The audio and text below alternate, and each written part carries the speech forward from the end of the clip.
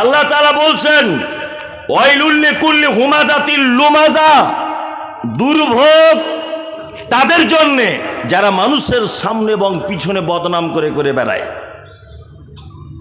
এ পাপ আমাদের এলাকাতে হয় না, মুর্শিদাবাদে হয় না, আমাদের ওদিকে হয়, এদিকে হয় না। আমি বলবো না এদিককার কথা, বললে অসুবিধা আছে। হয়। কি আশ্চর্য ব্যাপার, পৃথিবীতে যে কত শ্রেণীর মানুষ, আপনার থেকে আমার যোগ্যতা কম, আপনার থেকে আমার বয়স কম, আপনার থেকে আমার টাকা কম, আপনার থেকে আমার রূপ কম, আপনার থেকে আমি কম দামি লোক, তবে একটা জিনিস আপনাদের থেকে আমার বেশি আছে। কি বলুন তো? প্রতিদিন অজস্র মানুষের সঙ্গে ঘোরাফেরা করা, বিভিন্ন জায়গায় সফর করার এক্সট্রা অভিজ্ঞতা আছে, আপনাদের সেটা নেই। এই অভিজ্ঞতাটা কিন্তু আপনাদের থেকে আমার অনেক একটু বেশি আছে। গীবত, পরনিন্দা। আল্লাহু আকবার। আসসালামু আলাইকুম। ওয়ালাইকুম আসসালাম। ঠিক এইভাবে। সত্যি আমাদের মসজিদে 30 বছর ইমাম সাহেব এসেছে, আপনার মতো লোক আসেনি। আপনি খুব আল্লাহওয়ালা মানুষ, আর আপনার কোরআন তেলাওয়াত এত মধুর, আল্লাহু আকবার, কলিজা ঠান্ডা হয়ে যায়।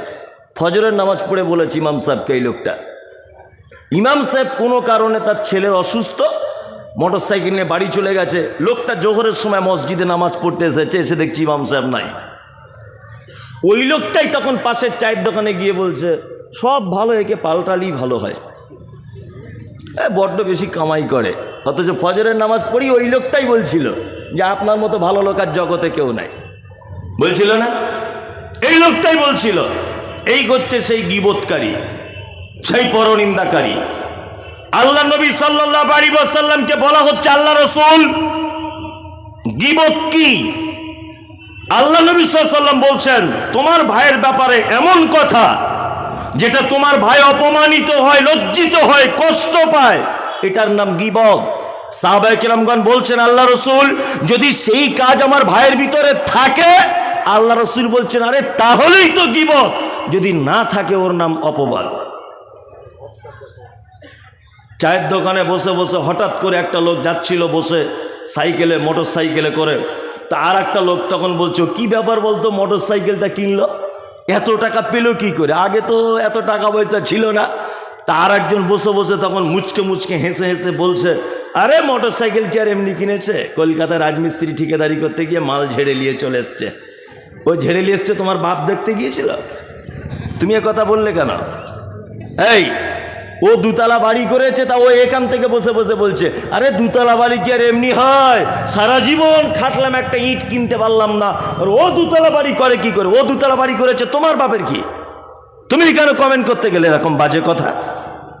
আল্লাহ তাআলা বলছেন, ইয়া আইয়ুহাল্লাযীনা আমানু, তোমরা যারা ঈমানের স্বীকৃতি প্রদানকারী শোনো, ইজতানিবু কাসীরাম মিনাজ জান ইন্না বাযাজ জান্নি ইসমুন, অধিক ধারণা করা থেকে বাঁচো, নিশ্চয়ই বেশিরভাগ ধারণাটা মহাপাপ, আর ধারণাই গীবত।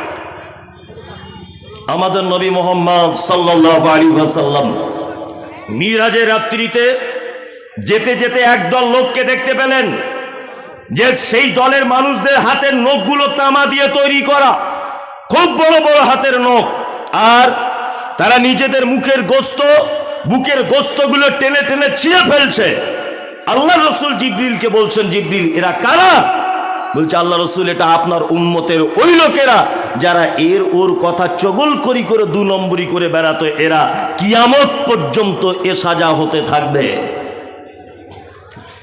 সারা পৃথিবীতে হাদিস এবং কোরআন গবেষণা করে আমি মুমতাজুল ইসলাম ক্ষুদ্র জ্ঞান উপলব্ধি করে যা পেয়েছি, আমাদের দেশের মাটিতে 70টা বড় কাবিরা পাপ পাওয়া যায়।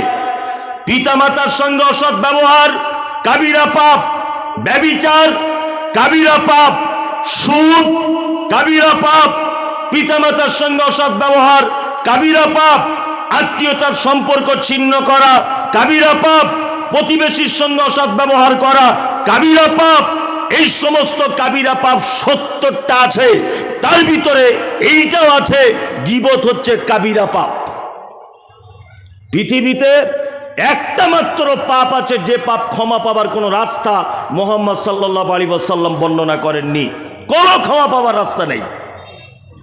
আপনি ব্যভিচার করেছেন তো ক্ষমা হয়ে যাবে, অসুবিধা নেই, তওবা করুন। সুদ খেয়েছেন, তওবা করুন, ক্ষমা হয়ে যাবে, কোনো অসুবিধা নাই। কিন্তু পৃথিবীতে একটা পাপ আছে, যে পাপের বাচ্চা হয়, তার নাম গীবত। যে পাপের বাচ্চা হয়, চায়ের দোকানে বসে আপনি আমার নামে বদনাম করেছেন, 20টা লোক বসেছিল সেখানে, 20টা লোক বদনাম করে বাড়ি চলে এসেছেন। মুমতাজুল ইসলামের বক্তব্য শুনে আল্লাহর ভয় ঢুকেছে মনে। আপনি ডাইরেক্ট এসে আমাকে বলছেন, ভাই আপনার নামে বদনাম করেছিলাম, দয়া করে আপনি আমাকে ক্ষমা করে দেন। আমি তখন বললাম, ঠিক আছে, ক্ষমা করেই দিলাম। আচ্ছা বলুন তো, আমার নামে যে লোকটা বদনাম করেছে তাকে আমি যদি ক্ষমা করে দিই, ক্ষমা হবে কি হবে না? হবে? হবে না, পদ্ধতি নেই। জি, কারণ এই কারণে হবে না, ও যে 20টা লোকের সামনে আমার বদনাম করেছে, তারা 20 জন আরো 20 জনকে পাপ ছড়িয়ে দিয়েছে। মুমতাজুল ইসলাম চুরি করেছে। কি বললাম বুঝলেন? ক্ষমা পাওয়ার কোনো রাস্তা নেই। আল্লাহ নবী সাল্লাল্লাহু আলাইহি ওয়াসাল্লাম শুধু ক্ষমা পাওয়ার গীবত থেকে এতটুকু শব্দ ব্যবহার করেছেন। এক, তুমি তোমার ভাইয়ের যে মজলিসে তুমি গীবত, পরনিন্দা, পরচর্চা করেছো, ওই মজলিসে তুমি তোমার ভাইয়ের সুনাম করো। 2, তুমি তোমার ভাইয়ের জন্য ক্ষমা প্রার্থনা করো। 2টি মাত্র অপশন। যার নামে গীবত করে ফেলেছেন, ওই যে জায়গায় বসে গীবত করেছেন, ওই জায়গাতে তার বেশি করে নাম করুন। না, আসাদুল খুব ভালো ছেলে, আসাদুল খুব ভালো ভদ্র ছেলে, নম্র ছেলে, ওর মতো ছেলে হয় না। মাওলানা আহমদ সাহেব খুব ভালো লোক, মাদানী সাহেব খুব পরেশগার লোক। যদি বদনাম করেই থাকেন, তাহলে ওই মজলিসে আবার সুনাম করুন। 2, ক্ষমা প্রার্থনা করুন যে আল্লাহ আমার ভাইকে তুমি ক্ষমা করে দাও। তাহলে গীবতের পাপ থেকে বাঁচা যাওয়ার সম্ভাবনা আছে। তারপর আল্লাযী জামা মালা ওয়া আদ্দাদা, আল্লাহ তাআলা বলছেন যারা মাল জমা করে, গুনে গুনে রাখে, আজকে এত টাকা, কালকে অত টাকা, পরশু অত টাকা, গুনে গুনে রাখে। ইয়াহসাবু আন্না মালাহু আখলাদা, এবং তারা ভাবে আমার মাল চিরস্থায়ী থেকে যাবে, আমার মাল আমাকে বাঁচাবে। পৃথিবীতে মাল কাউকে বাঁচাতে পারে? পারে? পারে না। আমাদের দেশের মাটিতে প্রেম কম থাকার কারণে অনেক মেয়েকে দেখতে পাওয়া যায় আত্মহত্যার পথ বেছে নেয়। স্বামী স্ত্রী মিল মোহব্বত না হবার কারণে অনেক মেয়েরা বিষ পান করে গলায় দড়ি নিয়ে ঝুলে পড়ে। অনেক মেয়েরা স্বামীর ভালোবাসা না পাবার কারণে বাপের বাড়িতে বসে থাকে, ভাই ভাবিদের গালাগালি শোনে। এই রকম ইতিহাস যেমন আমরা শুনতে পাই পেপার পত্র পত্রিকায়, অপরদিকে এটাও দেখতে পাই যে আমাদের দেশের মাটিতে তার স্ত্রীকে ভালোবেসে কোটি কোটি টাকা দিয়ে তাজমহল বানিয়েছিলেন। তার নাম হচ্ছে শাহজাহান। নাম জানেন? বইয়ের জন্য তাজমহল করেছিলেন কোটি কোটি টাকা খরচা করে। আজও তাজমহল পড়ে আছে, বেগমও নাই, শাহজাহানও নাই। আছে? নাই। কমরেড জ্যোতিবাবু বামফ্রন্টের সব থেকে দাপুটে নেতা ছিল।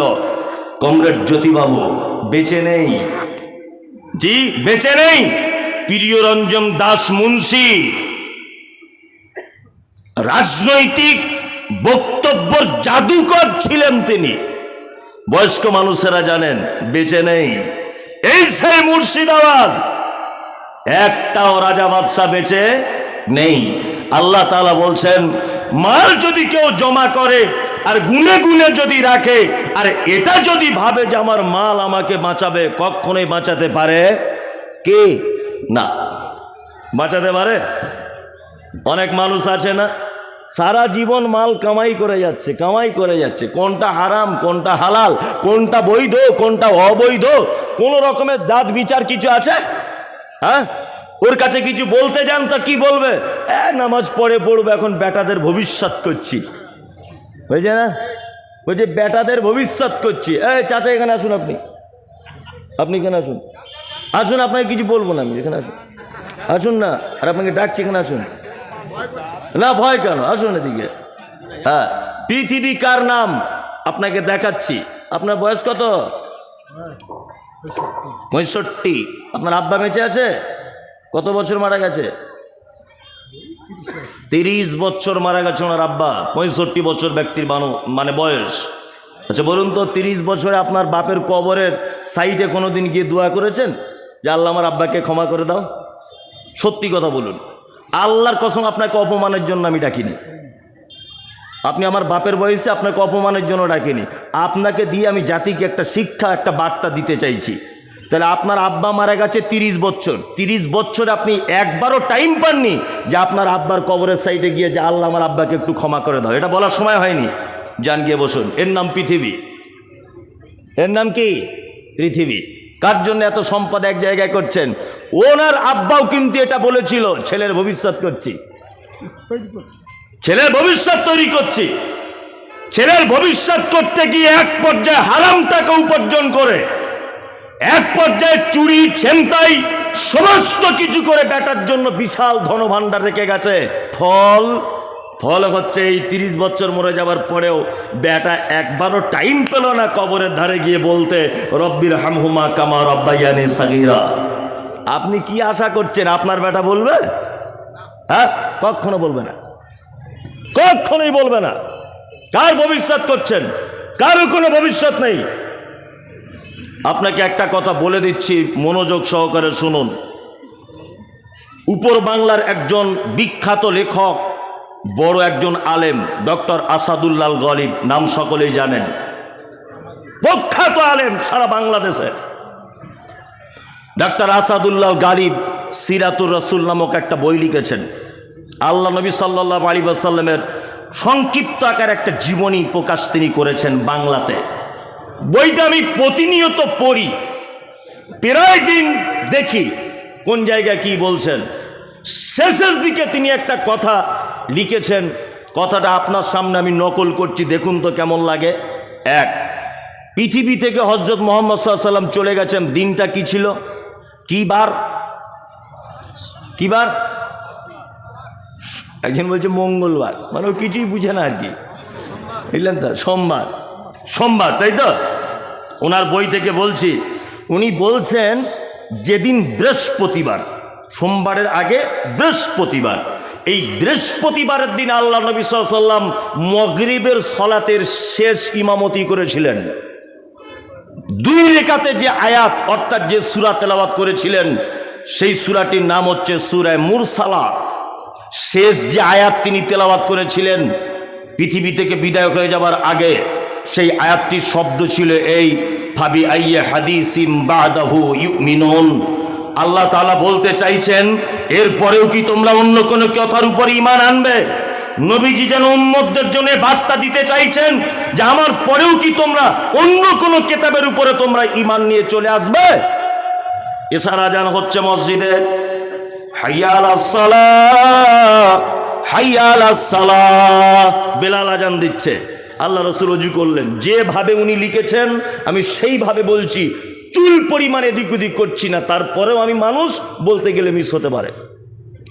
একবার ওযু করলেন, ওযু করার পর আল্লাহ রাসূল বেহুশ হয়ে গেলেন, আবার ওযু করলেন, আবার বেহুশ হয়ে গেলেন, আবার ওযু করলেন। বেহুশ হয়ে যাবার আগে আল্লাহ রাসূল আবু বকরের দিকে ইশারা করে বলছেন, আবু বকর ইমামতি করতে চলে যাও। হযরত আবু বকর ইমামতি করতে গেলেন বটে, কিন্তু মন চাইছে না। কারণ হচ্ছে একটা, যে বিশ্ব নবী তখন বেঁচে আছেন। হযরত আবু বকর সিদ্দিক রাদিয়াল্লাহু তাআলা আনহু আল্লাহ রাসূল বেঁচে থাকার অবস্থায় 17 ওয়াক্তের ইমামতি করেছেন, 17 ওয়াক্তের। বৃহস্পতিবার আল্লাহ রাসূল আর নববীতে ঢুকতে পারেননি, শুক্রবার আর ঢুকতে পারেননি নববীতে। শনিবারের দিন সকালে আল্লাহ রাসূল সাল্লাল্লাহু আলাইহি ওয়াসাল্লাম একটু সুস্থতা বোধ করলেন। আয়েশাকে বলা হলো, আয়েশা, দুজন কোন সাহাবীকে ডাকা হোক। 2 জন সাহাবীকে আম্মাজান আয়েশা পর্দার আড়াল থেকে ডাকলেন। তারা এসেছে। আল্লাহ নবী সাল্লাল্লাহু আলাইহি ওয়াসাল্লাম 2 জন সাহাবীর কাঁধে ভর দিলেন। ভর দেওয়ার পরে মসজিদে নববীতে ঢুকছেন। হযরত আবু বকর তখন জোহরের নামাজের ইমামতি করছেন। হযরত আবু বকর বুঝতে পেরেছেন আল্লাহর নবী সাল্লাল্লাহু আলাইহি ওয়াসাল্লাম মসজিদে নববীতে ঢুকছেন। এই বুঝতে পারার কারণে হযরত আবু বকর পিছনে চলে আসার জন্য মনস্থির করলেন। আল্লাহ রাসূল সাল্লাল্লাহু আলাইহি ওয়াসাল্লাম আবার বললেন, আবু বকর তুমি নিজের জায়গাতে দাঁড়াও, একদম নিজের জায়গাতে থাকো, হিলবে না। হযরত আবু বকর দাঁড়িয়ে আছেন। সাহাবায়ে কেরামগণ আল্লাহ রসুলকে নিয়ে আবু বক্কারের বাম দিকে বসিয়ে দিলেন। আল্লাহ রসুল দাঁড়াতে পারছিলেন না, বাম দিকে বসানো হলো। আল্লাহ রসুল হলেন এখন ইমাম, আর মোকাব্বির হলেন হযরত আবু বক্কর। ইসলামের প্রথম মোকাব্বির হচ্ছেন হযরত আবু বক্কর সিদ্দিক রাদিয়াল্লাহু তাআলা আনহু। নামাজ শেষ করলেন আল্লাহ নবী সাল্লাল্লাহু আলাইহি ওয়াসাল্লাম। নামাজ শেষ করার পরে আয়েশার হুজরাতে ঢুকলেন। আয়েশার হুজরাতে ঢুকে প্রথমেই একটা কথা আল্লাহ রসুল বলছেন, আয়েশা, আমাদের বাড়িতে কোনো সম্পদ আছে, মাল আছে কিছু? তখন আম্মাজান আয়েশা বলছেন, আল্লাহ রসুল, আমাদের বাড়িতে 5টা থেকে 9টা, যেভাবে গালিব সাহেব লিখেছেন ওইভাবে বলছি, বলছে 5টা থেকে 9টা স্বর্ণের কয়েন অর্থাৎ দিনার আছে। 5 থেকে 9টা দিনার মানে স্বর্ণের পয়সা, আর দিরহাম মানে চাঁদির পয়সা, সকলেই জানেন। তখন আল্লাহ নবী সাল্লাল্লাহু আলাইহি ওয়াসাল্লাম একটু বিরক্তি বোধ করে আয়েশাকে বলছেন, আয়েশা, তুমি এখনো কেন এই 9টা দিনার বাড়িতে রেখে দিয়েছো? তুমি দান করে দিলে না? তখন আম্মাজান আয়েশা বলছেন, আল্লাহ রাসূল, আপনি অসুস্থ ছিলেন, ব্যস্ততার কারণে কাউকে দান করতে পারিনি। তখন আল্লাহ নবী সাল্লাল্লাহু আলাইহি ওয়াসাল্লাম বলছেন, আয়েশা শোনো, কোন নবীর পক্ষে এটা উচিত নয়, কোন নবীর পক্ষে এটা শোভনীয় নয় যে এত নিকৃষ্ট সম্পদ নিয়ে আল্লাহর সঙ্গে সাক্ষাৎ করবে। তার মানে আল্লাহ রাসূল সাল্লাল্লাহু আলাইহি ওয়াসাল্লাম আয়েশাকে এটা বোঝাতে চাইলেন, আয়েশা, তুমি যদি দান করে দিতে 9টা পয়সা, তুমি যদি 9টা দিরহাম আল্লাহ রাস্তায় খরচা যদি করে দিতে, তাহলে আমি নবী এর বিনিময়ে আখিরাতে পেয়ে যেতাম আল্লাহর কাছে। কিন্তু আয়েশা, তুমি যে বাড়িতে গচ্ছিত রেখে দিয়েছ, আমি মনে করছি এটা হচ্ছে সব থেকে নিকৃষ্ট সম্পদ। তার মানে আপনি এখন হাফসাতে যে টাকাটা দান করে দিলেন এটা উত্তম সম্পদ। বাবুপুর মাদ্রাসাতে আমি আবার আসছি, মাদানী সাহেব আমাকে দাওয়াত করেছেন, আসবো। ওখানে আপনি যে টাকাটা খরচা করেন এটা হচ্ছে আপনার উত্তম সম্পদ, যেটা রেখে আপনি পৃথিবী থেকে চলে গেলেন বেটা বেটির জন্য, এটা হচ্ছে সব থেকে খারাপ সম্পদ। কারণ আপনি চলে গেলে মারামারি শুরু হয়ে যাবে। আপনার কবরের সাইটে 30 বছরে কোনোদিন রব্বির হামহুমা কামা রব্বায়ানি সাগীরা বলার কেউ থাকবে না। আল্লাহ তাআলা বলেন, আল্লাযী জামা মালা ওয়া আদ্দাদা, দুর্ভোগ তাদের জন্য যারা তাদের সম্পদ জমা করে গুনে গুনে রাখে। ইয়াসাবু আন্না মালাহু আখলাদা, আর যারা এটা ভাবে আমার মাল আমাকে বাঁচাবে, কাল্লা, আল্লাহ বলছে কখনোই নয়, লায়ুম বাজান্না ফিল হুতামা, অচিরেই তাকে হুতামা নামক জাহান্নাম দেখানো হবে। ওমা আদরাকা মাল হুতামা, নবী আপনি জানেন হুতামা কাকে বলে? কোন জিনিস হুতামা এটা আপনি জানেন? আল্লাহ তাআলা তারপরে আবার বলছেন নারুল্লাহিল মুকাদা, এই জাহান্নামটা এমন জাহান্নাম, নারুল্লাহিল মুকাদা, এটা আমার প্রজ্বলিত নিজস্ব তৈরি করা আগুন। আল্লাতী তাত্তালিউ আলাল আফইদা, এই আগুনের এত তীব্রতা যে মানুষের অন্তঃকরণ পর্যন্ত পুড়িয়ে ছাই করে দেওয়া হবে।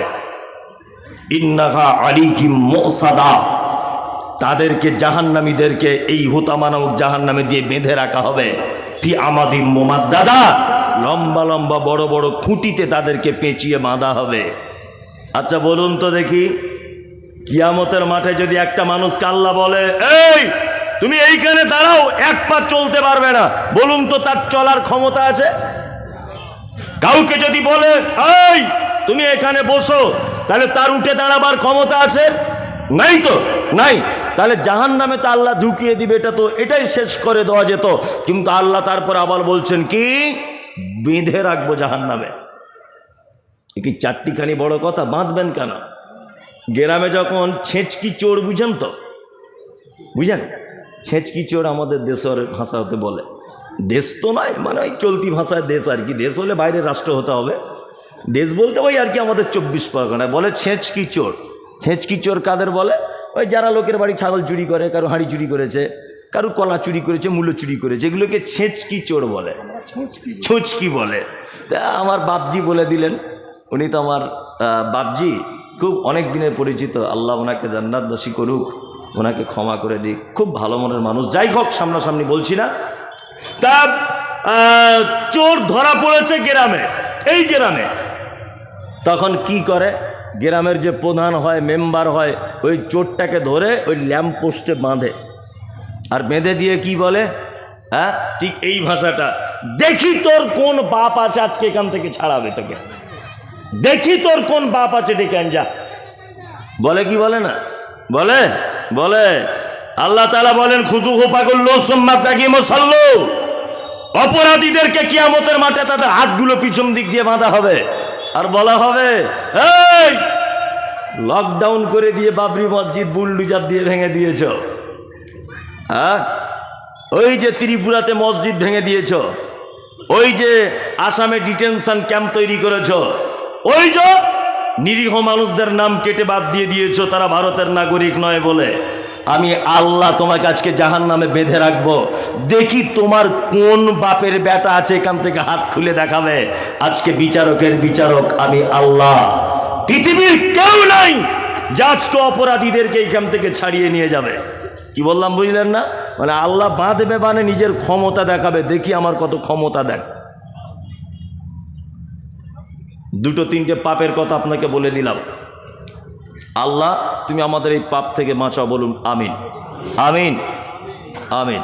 আরো কয়েকটা বড় বড় পাপের কথা বলে দিই, খুব বড় বড় পাপ। এক, আল্লাহ তাআলা বলছেন, কি বলছেন? আল্লাহ বলছেন আর আইতাল্লাযী ইউকাজ্জিবু বিদ্দিন,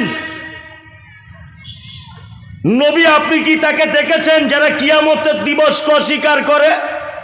এই কিয়ামত হবে এটা বিশ্বাস আছে তো? আছে না? আছে, সকলেরই আছে। কেমন হবে কিয়ামত? শুধু মুখে বলছে কিয়ামত আর কিয়ামত, মুখে বলছে মানুষ, আসলে যে জানি না যে কিয়ামত কার নাম। কিছুদিন আগে খুব মনোযোগ দিয়ে শুনবেন, যার ভালো লাগবে না আস্তে আস্তে কেটে পড়বেন, কাউকে ব্যস্ত করবেন না। কিছুদিন আগে তুরস্কের মাটিতে একটা ভূমিকম্প হয়েছিল, দেখেছিলেন? দেখেছেন? বিজ্ঞানীরা মতামত পেশ করছে মিডিয়ার মাধ্যমে যে মাটি থেকে ৮,০০০ ফুট নিচে এই ভূমিকম্পটা হয়েছে, ৮,০০০ ফুট নিচেতে। তার ফলশ্রুতিতে তুরস্কের বড় বড় বিল্ডিংগুলো থর থর থর থর থর করে কাঁপতে কাঁপতে কাঁপতে কাঁপতে সব ভেঙে পড়ে গেল, অজস্র নিরীহ মানুষ মারা গেল, নারী পুরুষ একেবারে ধূলিসাৎ হয়ে গেল, কত গৃহপালিত পশু, কত রকমের কত কিছু ভাঙা বিল্ডিংয়ের তলাতে পড়ে না খেতে পেয়ে পিপাসায় কাতর হয়ে এক পর্যায়ে তারা মারা গেছে। এগুলো সোশ্যাল মিডিয়াতে আপনারা দেখেছেন, দেখেছেন না? দেখেছেন। এটা হচ্ছে পৃথিবীতে ভূমিকম্পের নাম। কেমন করে হয় না, বিজ্ঞানীদের তত্ত্ব হচ্ছে যে এর তলাতে একটা স্তর আছে, ওখানে প্লেট দিয়ে সাজানো, হঠাৎ করে প্লেট সরে গেলে ভূমিকম্প হয়। এসব গাঁজাখড়ি গল্প, আমি মমতাজুল ইসলাম বিশ্বাস করি না। কি বললাম বুঝলে না? এমনিতে বলে দিয়েছে, হ্যাঁ এমনিতে বলে দিয়েছে। আসলে বিজ্ঞানের অনেক কথা কোরআনের সঙ্গে মারাত্মক সংঘর্ষ, মারাত্মক সংঘর্ষ কিছু কিছু কথা। জেনারেল শিক্ষিত ছেলেরা আমাকে বোকা বলবেন, দেখ আপনি বোকা লোক, এখন বিজ্ঞানের যুগে আর এই এত একটা ছোট কথা বড় কথা বলে দিলেন। কোরআনের সঙ্গে অনেক কথা সংঘর্ষ, অনেক কথাই সংঘর্ষ। এতদিন ধরে কিছুদিন একটা কথার সংঘর্ষ ছিল, কিছুদিন আগে নাসার বিজ্ঞানীরা প্রমাণ করেছে, বলছে এর উপরেও নাকি আর একটা জগৎ আছে যেখানে মানুষ বসবাস করতে পারবে, অক্সিজেন সব কিছু রেডি, সব মানুষ বসবাস করার উপযোগী। হ্যাঁ তোমার গবেষণার, কালকে তুমি গবেষণা করে এই কথা বলেছ, আর আমার আল্লাহ বলেছে 7 তবক আসমান তৈরি করেছে আমি। তাহলে এতদিন কোরআনের সঙ্গে সংঘর্ষ ছিল কি ছিল না? ছিল, এখন প্রমাণ করেছে, আলহামদুলিল্লাহ। যাই হোক, তা বলছে এইরকম ভাবে কাঁপতে কাঁপতে পৃথিবীতে ভূমিকম্প হয়। কিয়ামতের দিনের ভূমিকম্প কেমন জানেন? আল্লাহ তাআলা বলছেন ইজাজুল জিলাতিল আরজু জিলজালাহা ওয়া আখরাজাতিল আরদু আসকালাহা। অবশ্যই কিয়ামতের দিনের ভয়াবহতা, জিলজাল বড় কঠিন। কত কঠিন?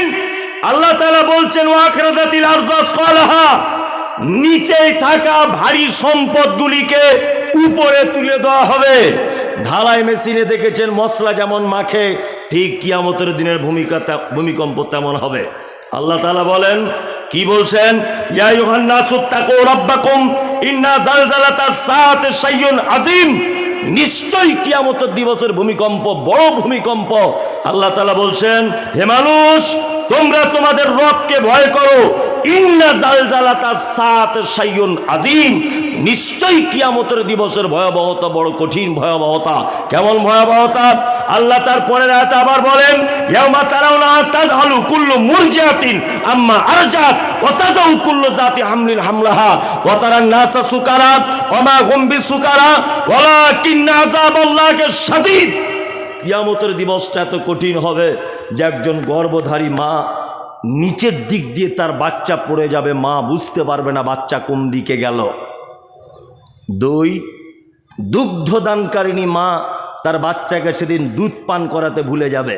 3, মানুষগুলোকে দেখতে পাওয়া যাবে মানুষ সব মাতালের মতো করে ঘুরবে কিয়ামতের মাঠে।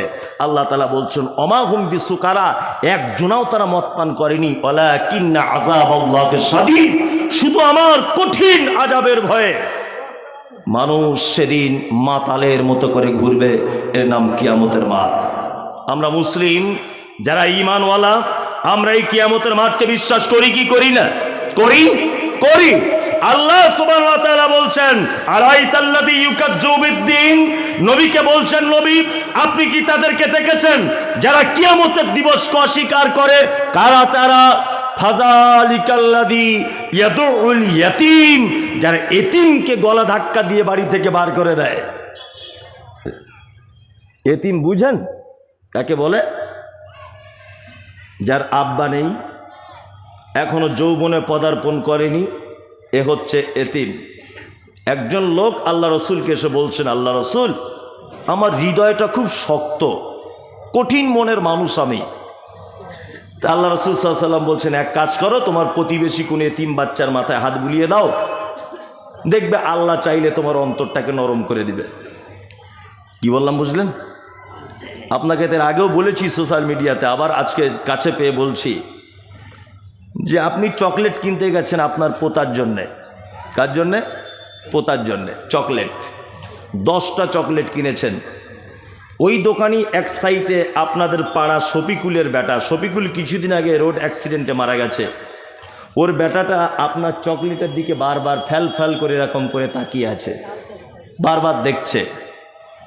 আপনি আপনার পোতাকে এক হাতে ধরলেন আর 10টা চকলেট পকেটে ভরে নিয়ে বাড়ি চলে এলেন।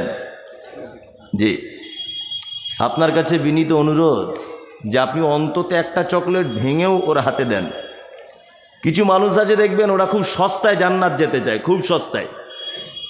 যেমন এই যে হজ করলে নাকি সব গুনাহ মাফ হয়ে যায়। সত্যিই এটা আল্লাহ রসুলের হাদিস। যে হজ করে চলে এলো সে মাসুম বাচ্চার মতো হয়ে গেল, নিষ্পাপ শিশুর মতো, তাই তো স্যার? একদম নিষ্পাপ। এটা এক শ্রেণীর ধনী লোকেরা সস্তায় পরিণত করেছে। একবার হজ করেছে দেখবেন আবার চলে যাচ্ছে আর একবার, 2 বার ফরজ হজ হয়ে গেল, এবার প্রতি বছরে দেখছি ওমরা করতে যাচ্ছে, প্রতি বছরে। মানে ও ভেবেছে যে জান্নাত আর অন্য কোথাও নেই, মক্কা মদিনাতেই আছে, এটা ও ভেবেছে আর কি। আর ধনী লোক ও ভেবেছে বছরে 1 লাখ টাকা খরচা হবে, তাই কি হবে? কি বলছি বুঝতে পারছেন? কিন্তু ওর বাড়ির পাশের একটা বিধবা মেয়ে আজকে 3 মাস যাবৎ অর্থের কারণে ডাক্তার দেখাতে পারছে না। এই লোকটা ওর কোনোদিন খোঁজ নেয় না। কি বললাম বুঝলেন? কিছু কিছু লোক আছে খুব শিয়ানা, ভিখারিকে ভিক দেয় না, অথচ ইমাম সাহেবের যেদিন পালি হয় সকালবেলা জিজ্ঞাসা করতে যায় কি খাবেন? খাসি খাবেন? খাসি না, আমি তো খাসি খাই না, পেটের প্রবলেম। কি খাবেন? ইলিশ। ও জীবনে ভিখারিকে ভিক দেয় না, ও ইমাম সাহেবকে জিজ্ঞাসা করতে যাচ্ছে কি খাবেন। তার মানে কি? ও শিয়ানা চিজ। ও জানে ভিখারিকে খেলে অ্যাডভার্টাইজ হবে না, ইমাম সাহেবকে খেলে অ্যাডভার্টাইজ হবে। সারা গ্রামে কোনোদিন যদি ভুল করে একবার বলে দেয় ইমাম সাহেব জুম্মার খুতবায় যে ওই আশরাফুল ভাইয়ের বাড়িতে খাসির মাংস খাওয়া হলো, তাহলে হয়ে গেল অ্যাডভার্টাইজ। কি বললাম বুঝলেন না? অ্যাডভার্টাইজ। এরকম লোক আপনাদের এলাকায় নেই, আমাদের ওদিকে আছে, এদিকেও আছে, এটা আমি বলবো না। যাই হোক, অ্যাডভার্টাইজ শুধু প্রত্যেকবারে। ও ভেবেছে মনে হয় প্লেনে করে গিলেই মনে হয় ওখানে জান্নাত বসে আছে। খ্যাপা কোথাকারে খ্যাপা, জান্নাত তোমার বাড়ির পাশেও আছে। একটা এতিম বাচ্চা ছেলেকে সহযোগিতা করো, দুস্থকে সহযোগিতা করো। এই মাদ্রাসা বাবুপুর মাদ্রাসা আমি অনেকবার এসেছি, কত এতিম বাচ্চারা পড়ে। কেন গিয়ে আপনার বাড়িতে মাঠে ফসল হয়েছে, মাদ্রাসায় গিয়ে দিয়ে আসুন। মাদানিকে জিজ্ঞাসা করুন যে কটা এতিম আছে, হ্যাঁ? প্রত্যেকের জন্য একটা পাঞ্জাবির কাপড়, একটা লুঙ্গি বা 100 করে টাকা 2-6 মাস পরে একবার করে গিয়ে দিয়ে আসুন না। কোথায় আপনি জান্নাত খুঁজতে চাইছেন? এখানে বাড়ির পাশে বাবুপুরে জান্নাত, হাফসাতে জান্নাত, হ্যাঁ এইখানে জান্নাত ঘোরাঘুরি করছে, ও এই জান্নাত খুঁজে পায় না। ও যাচ্ছে এখান থেকে দুবাই ভাড়া হয়ে মক্কাতে, বারবার দেখছে ওমরা করছে বছরে বছরে, সস্তায় জান্নাত পেতে চাইছে, অথচ এই সস্তার জান্নাতগুলোর পছন্দ হলো না। কথা বাস্তব বলছি না অবাস্তব? এতিমদের সঙ্গে কখনো খারাপ ব্যবহার করবেন না, যত পারবেন তাদের পাশে থাকবেন। দুই,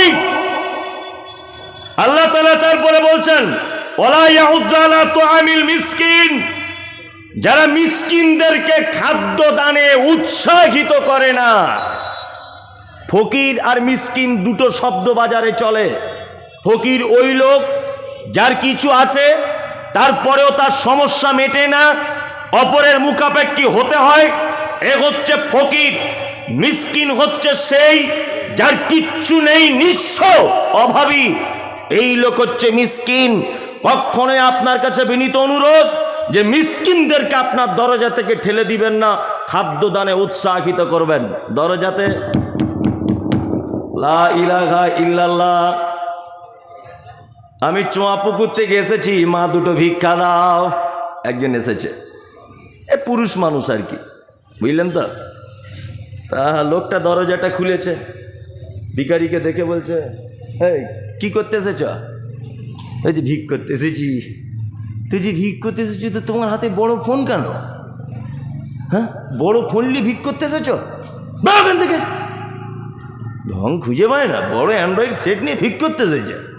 আর একটা মহিলা এসেছে, এসে বলছে খালা, ও খালা বাড়িতে আছো? কে? না আমি এই বাবুপুর থেকে এসেছি, মেয়ের বিয়ের জন্য কিছু যদি দিতেন খুব ভালো হতো। দরজাটা খুলেছে, বাড়ির মহিলাটা খুলে বলছে ঢং দেখো, আমার স্বামী ঠিকাদারি করে, এত দামি শাড়ি পরে না, তুমি তো মিনু শাড়ি পরে ভিক করতে এসেছো, তোমার লজ্জা শরম নাই? এখান থেকে আর একজন এসেছে, একদম ল্যাংড়া মানুষ। সে যখন ভিক্ষা চাইছে তখন বলছে এই নামাজ পড়িস? নামাজ পড়ি না। এই রোজা করিস? রোজা করি না। ভাই কিছু দাওতে দেবে না তো, বেশি কিছু আমাকে বলো না, আমি পালাবো। ভালো করে বুঝবেন, নামাজ পড়িস গ্রামের আর 5টা লোককে বলতে গেছেন? আপনার বাপকে বলেছেন কোনো দিন? আপনার বেটাকে বলেছেন? ওকে কেন বলতে গেলেন? ওকে বলতে গেলেন এই কারণে যাতে আপনার ভিক্ষাটা দিতে না হয়, এটা একটা অভিনয়।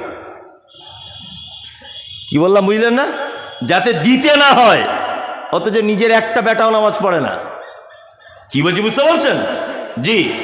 তাহলে 3 জনকে 3টে অভিনয় করে আপনি বাড়ি পাঠিয়ে দিলেন। বলুন তো সারা পৃথিবীর সব থেকে এই মুহূর্তে খারাপ মানুষ আপনার চোখে কে হতে পারে? কে আপনার চোখে এই মুহূর্তে খারাপ মানুষ কে হতে পারে? তসলিমা নাসরিন একটু পরেশগার মেয়ে নাকি? এ খারাপ মেয়ে একটা ধরে নেন, তাই তো? হ্যাঁ, আপনি ধরে নিতে পারেন এই দেশের মাটিতে অনেক মানুষ আছে যারা হযরত মুহাম্মাদের ব্যাপারে কটু কথা বলে, যারা মাদ্রাসা মসজিদের ব্যাপারে কুমন্তব্য করে। এরা ভালো লোক না খারাপ লোক? খারাপ লোক, তাই না? শুয়োর কুকুর ভালো প্রাণী না খারাপ? খারাপ। তা আল্লাহ সুবহানাহু ওয়া তাআলা এদেরকে রুজি দেয়। ফিলিস্তিনের মাটিতে আপনারা দেখতে পাচ্ছেন যে ইসরায়েলেরা মসজিদে আকসার উপরে তারা বোম মারছে, মসজিদ আকসা ভেঙে ফেলবে, দখল করবে, চক্রান্ত চলছে। ফিলিস্তিনের অহরহ প্রতিনিয়ত একটা রুটিন অনুযায়ী শিশুদেরকে, নারীদেরকে, কন্যা পুরুষ সবাইকে লাগাতার হত্যা লীলা চলছে। বলুন তো যারাই হত্যা করছে এরা ভালো লোক না খারাপ লোক? ভালো লোক না খারাপ লোক? খারাপ লোক, তাই না? আরে ইসরায়েলের ইহুদিদেরকে রুজি দেয় কে? কে? আল্লাহ। আল্লাহ যদি ইসরায়েলের ইহুদিদেরকে যদি রুজি দেয়, তাদেরকে যদি রুজি থেকে বঞ্চিত না যদি করে, তাহলে তুমি ওকে 1 টাকা ভিক্ষা দিবে, নামাজ পড়ে কি না, কোন শাড়ি পরে আছে, হাতে কত দামের মোবাইল, এটা তোমার জিজ্ঞাসা করার দরকার কি? হ্যাঁ, এটা তোমার জিজ্ঞাসা করার দরকার কি? দিবে তো তুমি তাকে 1 টাকার একটা কয়েন। আর সব থেকে বড় কথা শুনে রেখে দেন, সব থেকে দামি কথা আপনি শুনুন, যে আপনার কাছে কোনো ভিখারি চাইতে আসছে মানে আপনি তখন ভাববেন যে আমি আল্লাহর তৈরি করা একটা মখলুক, আমি আল্লাহর একটা সৃষ্টি। তা আমি কত বড় ভাগ্যবান, আল্লাহর আরেকটা সৃষ্টি সে আমার কাছে তার খাদ্য চাইছে বা আমার কাছে তার অভাবের জন্য হাত পেতেছে, তাহলে আপনি উত্তম নয় কি? উত্তম নয় কি? উত্তম। অভাবী, দুস্থ, অনাথ, এতিম, অসহায়, মিসকিনদের পাশে দাঁড়াবো ইনশাল্লাহ, ইনশাল্লাহ।